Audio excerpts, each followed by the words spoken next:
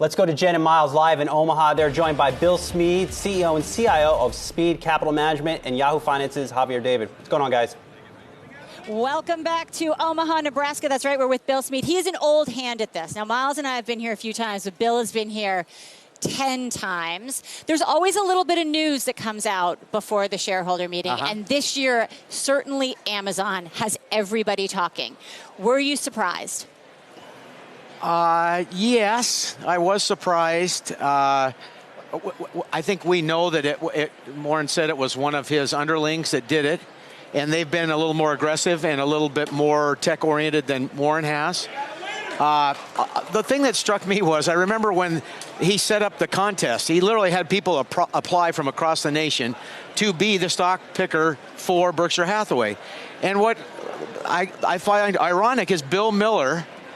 You know, Bill Miller was one of the people that badly wanted to be that person, and he's owned it for 10 years, and he has had very good results in the last 5 or 6 years. So I just thought this is so ironic because certainly in a market that has craved growth, it's a little late to the party, it looks like. Bill, as a shareholder, seeing Ted and Todd take a little bit more control of that equity portfolio, I mean, how do you feel about that? Does it feel like something, I mean, as a Berkshire shareholder, that's now the reality, right? Those guys are in the driver's seat. What do you think of the moves they've made over the last couple of years? So my criticism, and by the way, Warren Buffett has been a generous teacher.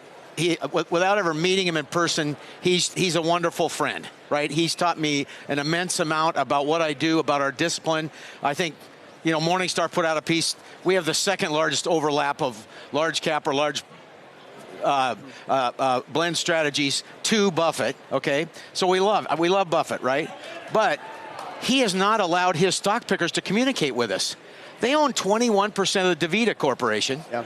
Politicians are threatening to move everyone to Medicare, and 70% of their business in dialysis is Medicare already, but it's the lowest margin business they have. I want to hear from them what they want to do with their DaVita and why they want to do it, because I'm a shareholder. I deserve to know that. Do you think we're going to find out anything about that? Well, somebody will probably ask the question, because they own 21% of the business. It's not like a small walk in the park. All right, so from DaVita, let's go to Kraft-Heinz quickly. Another stock that there's obviously going to be a lot of questions about tomorrow, or you would anticipate there'd be a lot of questions about tomorrow. What do you make of that position, which Buffett himself has kind of admitted was maybe a mistake? It maybe wasn't worth as much as he thought, because he likes Philadelphia cream cheese and he likes Heinz ketchup, but I'm not sure the consumers now like it as much as they did 20, 30 years ago. Well, there's a couple of things to this. First of all, whether you're talking about Warren Buffett, or you're talking about John Templeton, or you're talking about Peter Lynch, or whoever you're talking about, if they're fantastic, they bat 60 or 65%. So let's not beat Warren up too much on this. You know, we could talk about U.S. Airways. Yeah. Right? But like he says, I've never lost more than 2% on a single investment. Right? So he's done a fantastic job of controlling his losers. But I spent a lot of time with 9 or now 10 grandkids. One's too small to eat French fries. There's 5 food groups for kids. Are there that many? There's 5 food groups. Kids between 3 and 9. They eat toasted cheese, mac and cheese, cheeseburgers, cheese pizza, and chicken fingers. Yeah. That's the 5 food groups.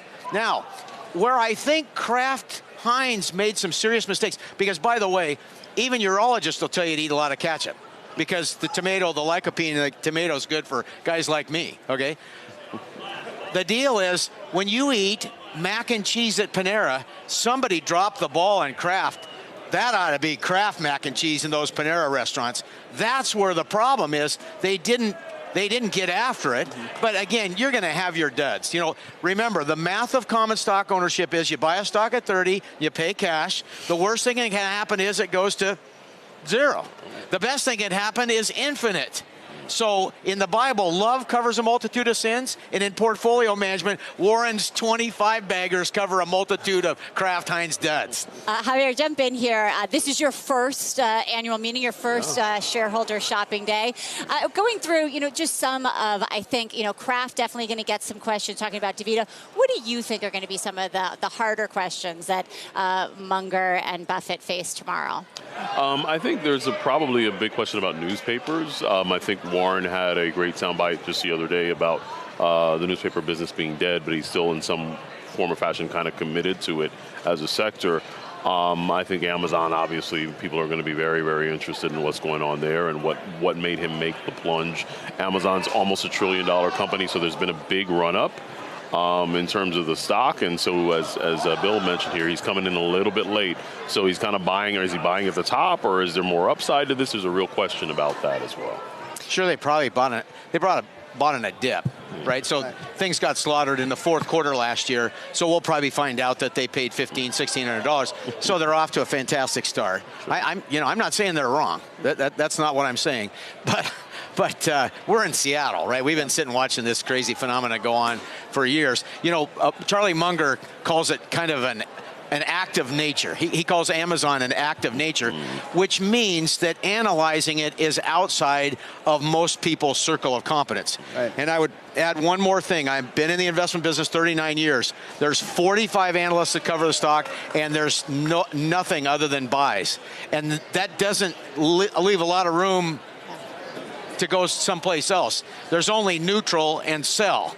From there, right? You don't change from buy to buy. So it's again, it'll probably keep going up and making all us value guys look kind of silly. Yeah, and I think that there's also, I think it bears mentioning that there's the reason why he got in Amazon late is because IBM, I think playing out in the background of that is IBM. He was very committed to IBM for a very long time, got burned, had this notorious sort of trepidation with the tech sector, got out of Oracle because he was afraid it was going to turn into another IBM.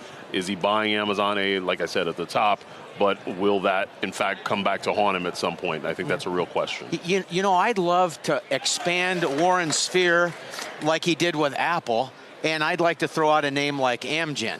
Amgen, another A. Right, so think about this.